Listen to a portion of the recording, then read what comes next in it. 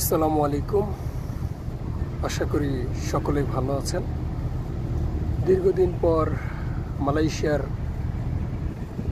Visa সংক্রান্ত বিষয় নিয়ে আবার আপনাদের মাঝে চলে আসলাম। অনেকেই বলছিল যে মালয়েশিয়ার ভিসা নাকি খুলবে জুন মাসে, বলেন এই 2025 সালে।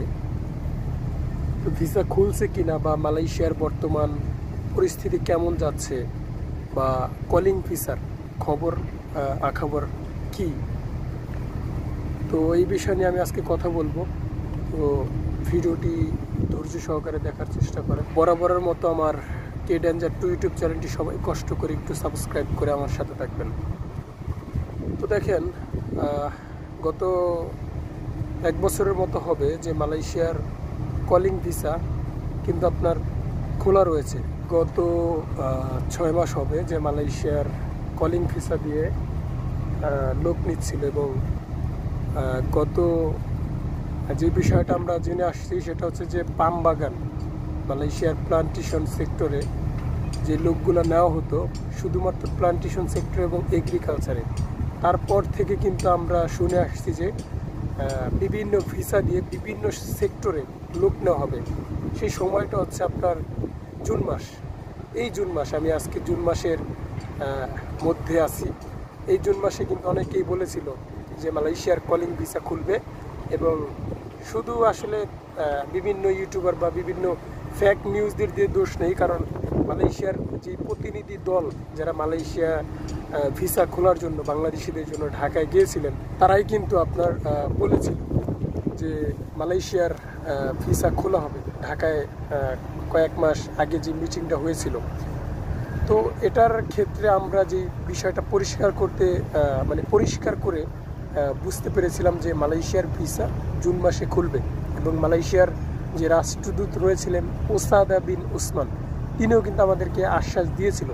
কিন্তু এখন কয়টা সেক্টরে লোক নিচ্ছে এবং কয়টা সেক্টরে খুলছে, এই বিষয়টা কিন্তু জানার সবার ইচ্ছা আছে।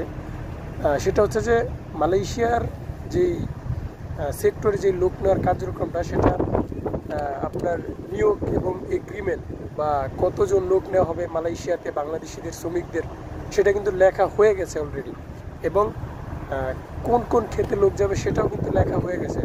কিন্তু কিছু কিছু কোম্পানি রয়েছে যারা মালয়েশিয়ার ভিতরে নাম করা এবং বড় বড় কোম্পানি, সেই সব কোম্পানিতে লোক নিয়োগ দেওয়া হয়েছে এবং নেওয়া শুরু করেছে ভিসা দিয়ে।